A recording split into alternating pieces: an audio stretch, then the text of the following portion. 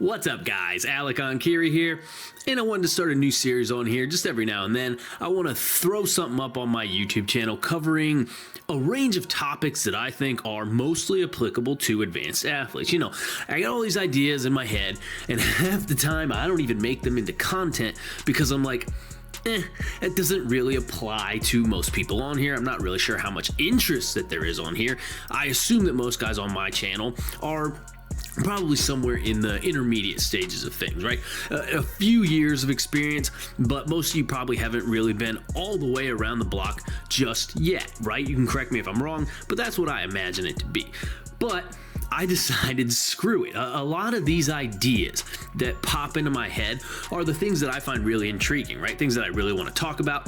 And the goal is for everyone who's here, everyone who's watching, to become advanced one day, right? So hopefully one day soon, all these concepts that I'm going to talk about in this series and here today will apply to everybody watching this video. So let's jump into it. So one thing I've started recently doing more of is what I would call explosive work for its own sake. So typically, when we think of explosive work, we think of things like power cleans and loaded jumps and all these powerful movements, all these explosive movements and exercises that we can load incrementally and improve upon and track progression on and all that good stuff, right?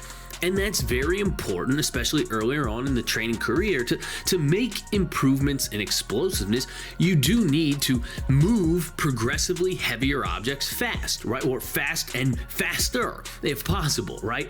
But at some point, there starts to become value in the act of simply being explosive, not even necessarily with the intent to improve upon that particular exercise even, but the value is found in the act itself, the act of simply being explosive and the effect that that has on the body at that very moment in time, rather than just the effect that it may have moving forward. So I've started doing a lot of different types of explosive exercises in recent history, just various different things, sometimes anything that I can even just think of in that particular moment even, and I end up with a variety of different movements that satisfy different criteria. So sometimes they're loaded, sometimes they're unloaded, and sometimes they're even assisted. And the goal is really just to cover all these different points along the force velocity curve and help me keep building a comprehensive power profile. But not all these exercises can be tracked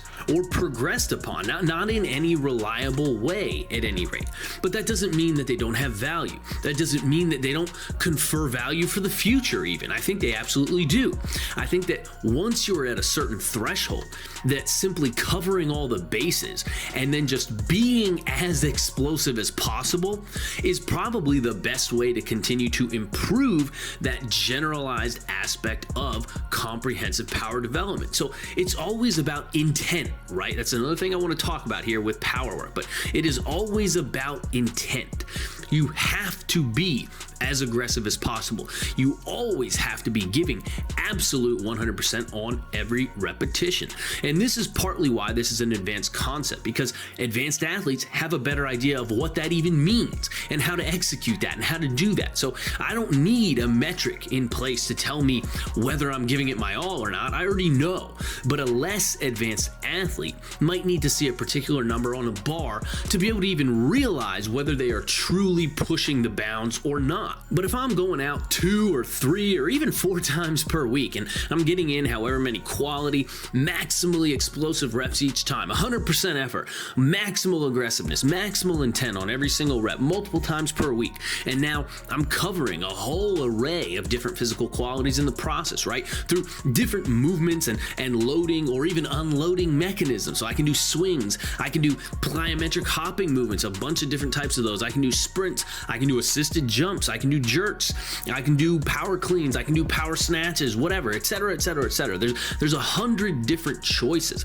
and many of them cover different points along that spectrum. And that, combined with that maximal intent aspect is really what's important. The effect that has, the long-term effect that has on the muscles and the tendons and the joints and the skeleton even, as well as the nervous system. It's the long-term effect that this type of work has on the body that is really important. So you combine those two things and you work this concept frequently and you keep the quality of work very high, and you are going to continue to slowly build more and more power over time. It's simply inevitable. But every single metric doesn't necessarily need to be tracked to precision to accomplish this.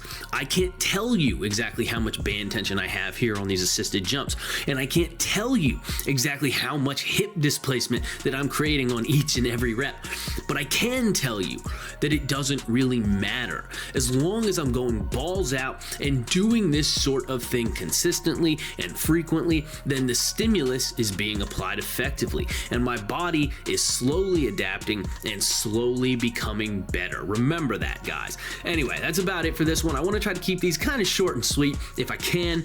I hope this one made sense. I hope you found it informative. Remember to smash the like button before you go. Leave me some love in the comments as well, and keep training hard. I will catch you guys next time.